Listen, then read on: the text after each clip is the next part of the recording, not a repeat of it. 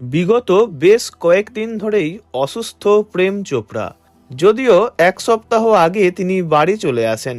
বার্ধক্যজনিত কারণে তিনি বাড়িতেই ছিলেন বিশ্রামে, কিন্তু কদিন যেতে না যেতেই আবারও অসুস্থ হয়ে পড়েন তিনি। তাকে নিয়ে যাওয়া হয় হাসপাতালে।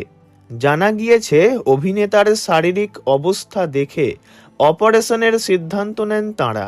তবে এই সবের মধ্যে একটাই প্রশ্ন, অভিনেতা কেন আবারও হাসপাতালে ভর্তি হলেন? কোন অসুস্থতায় ভুগছেন তিনি? এবার এই সব প্রশ্নের উত্তর দিলেন শর্মন জোশী। অভিনেতা শর্মন জোশী জানিয়েছেন যে তাঁর শ্বশুরমশাই প্রবীণ অভিনেতা প্রেম চোপড়ার অ্যাওরটিক স্টেনোসিস ধরা পড়েছে। তিনি জানান, আমাদের পরিবারের পক্ষ থেকে আমি, আমার শ্বশুরমশাই প্রেম চোপড়াজি প্রখ্যাত হৃদরোগ বিশেষজ্ঞ ডক্টর নিতিন গোখলে এবং interventional cardiologist doctor Rabindra Singh রাওয়ের কাছ থেকে যে অসামান্য চিকিৎসা পেয়েছেন, তার জন্য আমরা আমাদের আন্তরিক কৃতজ্ঞতা জানাতে চাই।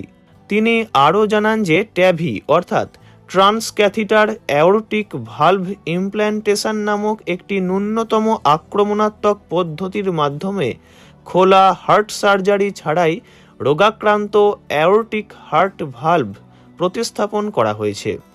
তিনি লেখেন, বাবার গুরুতর অ্যাওরটিক স্টেনোসিস ধরা পড়েছিল এবং ডক্টর রাও সফলভাবে ট্যাভি পদ্ধতির দ্বারা ওপেন হার্ট সার্জারি ছাড়াই ভালভ প্রতিস্থাপন করেন। ডক্টর গোখলের প্রতিটি পদক্ষেপে ধারাবাহিক নির্দেশনা আমাদের অসীম আস্থা জুগিয়েছে। তাঁর দক্ষতার কারণে অস্ত্রোপচার মসৃণভাবে সম্পন্ন হয়েছে, খুব ভালো চিকিৎসা হয়েছে ও বাবা আগের থেকে সুস্থ আছেন। অ্যাওরটিক স্টেনোসিস হলো এক ধরনের হার্ট ভালভ রোগ, যা ভালভুলার হার্ট ডিজিজ নামেও পরিচিত।